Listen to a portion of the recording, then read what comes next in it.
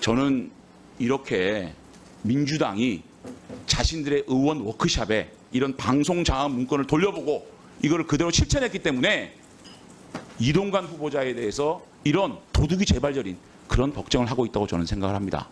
이동관 후보자님, 모두 발언에서 말씀하셨듯이 이 기울어진 이 방송통신 환경, 이것을 장악을 하겠다는 것이 아니라 바로 잡아서 정말 공정하게 방송과 통신 환경이 진행될 수 있도록 그렇게 만드신다고 얘기하지 않았습니까? 네. 저는 우리 오늘 방송통신위원장 후보자로서 그 발언 하나 붙잡고 앞으로 임기를 완수한다면 저는 훌륭한 방송통신위원장이 될 거라고 생각합니다. 이렇게 자신들이 정권을 잡았을 때 그야말로 방송 장악 기도를 하는 문건들을 의원 워크숍에서 돌려보고 이것을 그대로 실천했던 이런 문건이 정확하게 증거로 드러난 이런 상황에서 후보자께 방송 장악 기술자 운운하는 그런 발언이나 그런 모욕에 대해서 저는 참 참담함을 느낍니다. 우리 후보자께서 다시 한번 방송통신위원장으로서 취임하게 된다면 이 기울어진 잘못된 방송행위를 바로잡고 공정하고 국민들께 득이 되고 할 수 있는 방송을 만들겠다는 각오 한번 다시 한번 말씀해 주시기 바랍니다. 네, 좋은 말씀 꼭 깊이 새겨서 그런 공정한 그 소통의 장이 만들어지도록 노력을 하겠습니다. 그리고 마지막으로 소회를 간단히 한 말씀만 드리면 저는 방송 장악 기술자라는 뭐 비판이 있을 수 있다고 생각합니다만 그 말이 나올 때마다 굉장히 참담하고 부끄럽습니다. 방송 장악이 제대로 됐다면 광우병 괴담, 천안함 괴담, 그리고 물론 저희 정권에서 있었던 건 아니지만은 세월호 고유 자초설, 최근에 후쿠시마 오염수 방류 문제를 둘러싸기까지 이런 일이 있었겠습니까? 그런 얘기가 나올 때마다 오히려 한편으로 부끄럽습니다. 그래서 저는 다시 말씀드리지만 공정하고 객관적인 정보가 유통되는 언론 환경 만드는데 일단 모든 것을 다 노력을 기울이겠습니다. 그러니까 바로 홍보수석님한테만 가는 문서란 말씀입니다. 저는 그런 문서 본 기억이 별로 없습니다. 그렇게 부인하시겠죠. 네.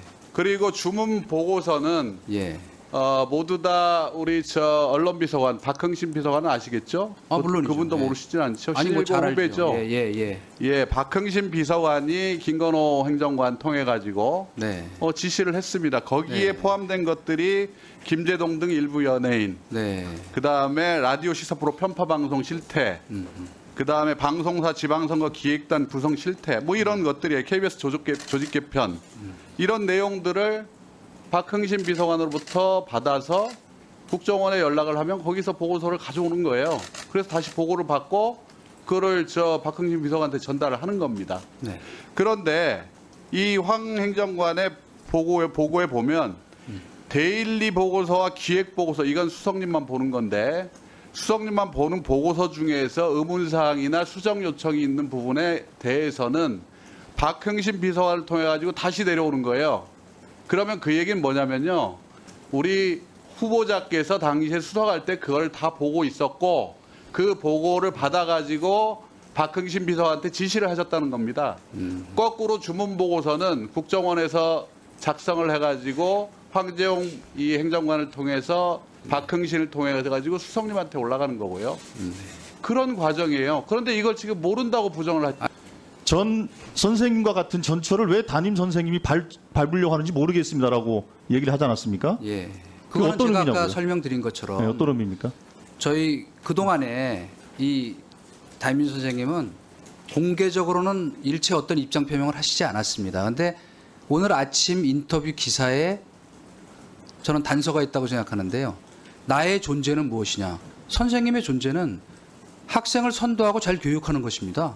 자기 존재를 드러내기 위해서 하시는 건가 하는 의문이 들었고, 두 번째, 바로 아침에 제가 저희 집사람한테 들으니 저희 아들이 대학 진학한 이후에 아들과 집사람에게 전화를 해서 그때 참 미안하게 됐다. 내가 전경원 선생의 알겠습니다. 주장에 동조해서 무리하게 밀어붙였다고 하신 분이 박성준 간사에게 다시 한번 정진 요청합니다. 제가 얼마나 당황스럽습니까? 지금 실제로 그런 행위들이 있었는지, 그리고 그 이동관 후보자의 배우자와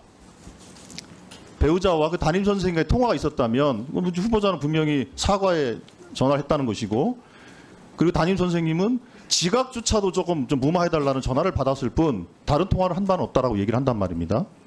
그랬을 그것도 때 허무맹랑한 얘기입니다. 허무맹랑한지 아닌지에 대해서는 참고인으로라도 불러서 우리가 확인을 하면 될 거 아니겠습니까? 근데 왜 그것을 여당에서는 한사코 반대하는지 이해할 수가 없다는 말씀을 드리고, 그래서 그 부분에 대해서는 제가 다시 한번 얘기합니다.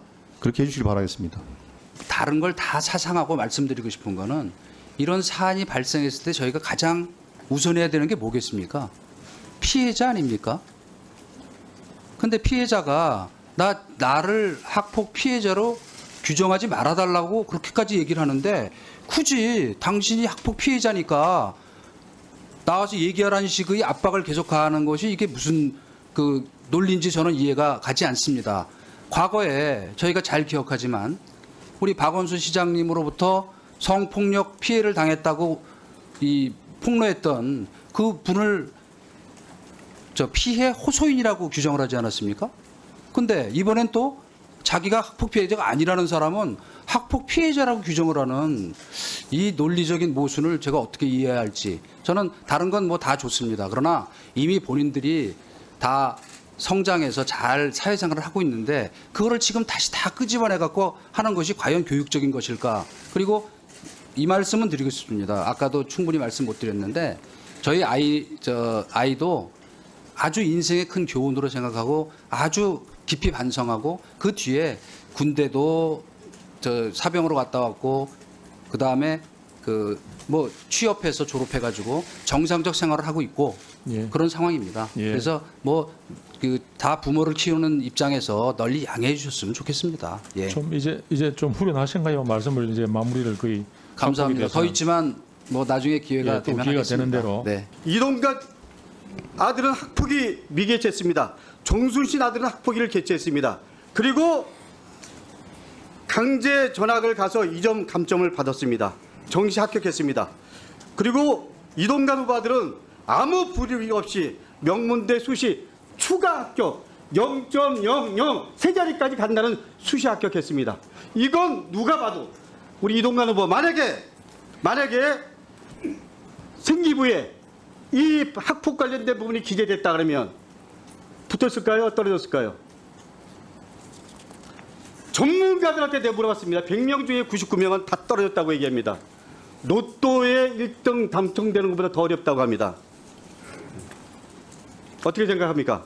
가정을 전제로 말씀하시는 거에 제가 답을 할 수 없죠. 가정을 전제로 하는 게 아니고 데이터로 갖고 얘기하는 겁니다. 다음. 학폭이 안 열린 거는 좀 전에 책임이 아닙니다. 이동관 후보는 이런 얘기했습니다. 서울시 교육청에서 2015년에 아들 학폭 사건을 인지하고도 정상적인 법적 절차에 따른 학폭위를 열지 않아서 좀 고발합니다. 그런데 네. 김승희 재단 이사장이 물러난 다음에 누가 옵니까? 검찰총장 출신 김가경 이사장이 부임합니다. 그로부터 질질 끌렸던 하나고 문제가 입시 비리와 그리고 이동관 후보 아들 문제가 다 검찰에서 무혐의 처리됩니다. 이거는 우리 이동관 권력과 그리고 검찰 권력과 하나고 이 삼각이 합작을 해서 이동관 후보 아들을 군대에 보냅니다. 답변이 좀 필요하실 것 같은데, 아니 아들의 문제에 아버지와 어머니가 개입했다는 증거는 아무것도 제시 안 하고 한 사람의 발언만 가지고 계속 지금 공격을 하고 있는데 답변이 좀 필요할 것 같습니다. 답변 좀 하십시오. 그리고 이제 한 말씀 드려도 됩니까? 답변하십시오. 팩트 아닙니까, 팩트? 아니 요거는 제가 답을 정확히 드려야 될 것 같아서. 예. 교사가 오했다고 합니다. 부르십시오. 좀 조용히 하세요. 무슨 고함을 그렇게 지르세요. 회의하는데. 아니 그러니까 고함을 지르세요. 자 답변하십시오. 답변 시간 조금 드리겠습니다.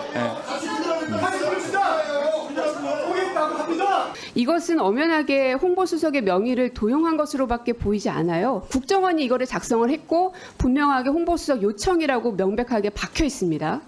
그래서 이 문건에 관련해서 언론으로 받고 보니까 모니터링 보고서 수준이다라고 아침에 또 말씀하셨어요. 그죠? 네, 그런 것이 많다는 거죠. 예.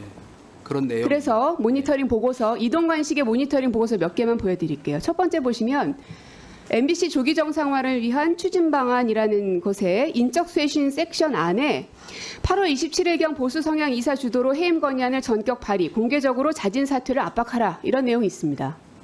뭐 기억 안 나신다고 할 거고요. 실제로 며칠 후에, 한 3, 4일 후에 여권 성향의 김우룡 이사장이 MBC 경영진이 알아서 물러나야 한다면서 해임 압박이 실행이 됩니다. 두 번째, 방송사 가을 프로 개편 계기 편파방송 근절 박차라는 제목의 문건을 보시면 언중육해 폐지, 또 오마이텐트 정규 편성에서 배제, 이런 게 있습니다. 이것도 기억 안 나시죠? 네. 실제로 폐지됐습니다. 그 다음 문건, 공정방송 정착을 위한 방송계 사정노력 배가, 쭉 보시면 불법 파업 주동자 퇴출 등 후속 조치에 만전 돼 있고요. 이것도 역시 며칠 후에 MBC 노조위원장 해고되고 집행부 18명 징계, KBS 노조위원장을 비롯해서 60명 징계위에 회부하고 실행이 됩니다. 이동관식의 모니터링 보고서는 이런 겁니까? 답해도 됩니까? 하십시오. 답을 드릴까요? 네. 시간 끌지 마시고요. 일단은 이런 사안들이 실행에 저희가 관여할 수 없었던 이유가 뭐냐면 이게 다 모니터링 노사 보고 간의 수준이냐고요. 정치 파업 때문에 벌어진 노사 간의 사안인데 그거를 아니, 왜 아침에 모니터링 청와대에서 보고서 수준이라고 이렇게 해라 저렇게 해라 말씀하셨잖아요. 관여하겠습니까? 다른 답하지 마시고요. 모니터링 네. 보고서 수준이라고 말씀하시는데 제가 보기에는 사찰 문건이거든요. 이게 모니터링 보고서냐고요. 적절하고 정상적인 문건이라고 보십니까? 차관 저는 본 기억이 없습니다. 정상적인 지시한 일도 문건이라고 없고. 보십니까?